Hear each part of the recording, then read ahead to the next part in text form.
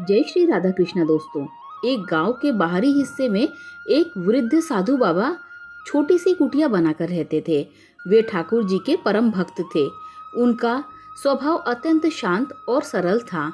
दिन रात उनका एक ही कार्य था, ठाकुर जी के ध्यान और भजन में लीन रहना।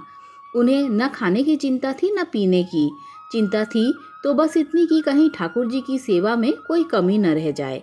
वे भोर से पूर्व जाग जाते, स्नान व नित्य कर्म से निवृत्त होकर ठाकुर जी की सेवा में लग जाते। ठाकुर जी को स्नान कराते, स्वच्छ वस्त्र पहनाते, चंदन का तिलक करते, पुष्पों की माला अर्पित करते और विधिवत पूजन करते। इसके बाद भजन करते और जंगल से लाए फलों से ठाकुर जी को भोग लगाते। वे पूर्ण वैरागी थे, किसी से विशेष लेना देना नहीं रखते थे, फक्कड़ स्वभाव के थे, पर कभी किसी के आगे हाथ नहीं फैलाते। यदि कोई कुछ दे जाता तो स्वीकार कर लेते, अन्यथा राधे राधे कहकर संतोष में रहते। फक्कड़ होने पर भी उनमें एक अद्भुत गुण था। यदि उनके द्वार पर कोई भूखा आ जाता तो उसे बिना खिलाए कभी नहीं जाने देते थे। कुछ न होता तो जंगल से फल लाकर खिला देते और किसी को भूखा लौटने नहीं देते। यही भाव ठाकुर जी के प्रति भी था। उन्हें सदा यह चिंता रहती कि कहीं ठाकुर जी भूखे न रह जाएं। उनके पास कुछ विशेष होता नहीं था, पर जो भी मिल जाता उससे भोजन बना लेते। वे अपने पास थोड़ा सा गुड़ अवश्य रखते थे। यदि भोजन बनता तो पहले ठाकुर जी को अर्पित करते, फिर स्वयं ग्रहण करते, और यदि भोजन न होता तो गुड़ से ही काम चला लेते। थोड़ा ठाकुर जी को अर्पित करते और थोड़ा स्वयं खाकर जल पी लेते। एक बार वर्षा ऋतु में कई दिनों तक लगातार भारी बारिश होती रही।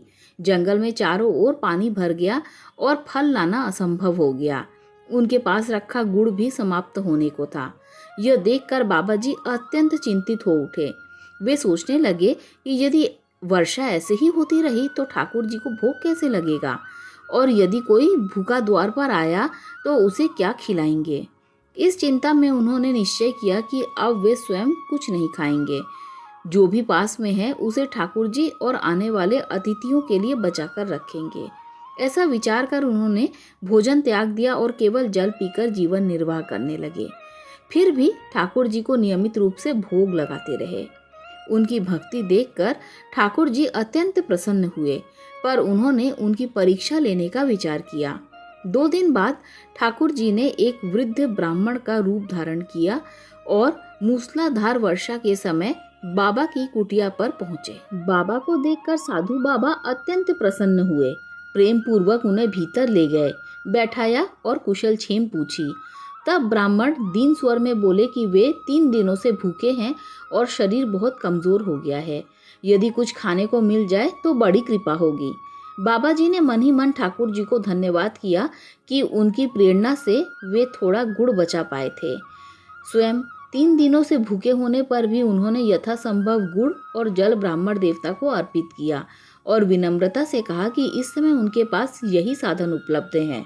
बाबा की निष्ठा देखकर ठाकुर जी और प्रसन्न हुए, पर उन्होंने परीक्षा को आगे बढ़ाया। ब्राह्मण बोले कि इससे उनकी भूख कैसे मिटेगी। यदि कुछ फल मिल जाए तो भूख शांत हो सकती है।